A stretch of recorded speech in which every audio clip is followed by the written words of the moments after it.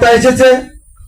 দলের সমস্ত কার্যক্রম আমাদের দলীয় নেতৃবৃন্দরা করছেন, কেন্দ্র কমিটি করছেন, কিন্তু আমাদের এলাকাধীন আজ এই 4 আসন দলীয় ভাবে দলের যারা ত্যাগী নেতা, দুর্দিনে যারা দলের জন্য কাজ করেছে, দুর্দিনে যারা জীবনকে বিসর্জন দিয়ে নিজের সমস্ত অর্থ মিলে দিয়ে আজকে দেশের জন্য যারা কাজ করেছে, সেই সকল নেতৃবৃন্দ আজকে অবহেলিত।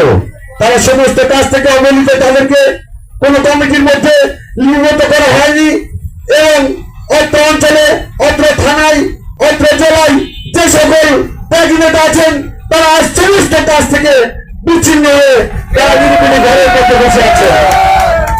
আমি দলের কেন্দ্রীয় কমিটি থেকে শুরু করে বিভাগীয় থানা জেলা সকল নেতৃবৃন্দদের আকর্ষণ করছি, আপনারা তৃণমূল পর্যায়ে যে সকল ত্যাগী নেতা আছেন তাদেরকে যাচাই করেন, তাদের পাশে গিয়ে দাঁড়ান।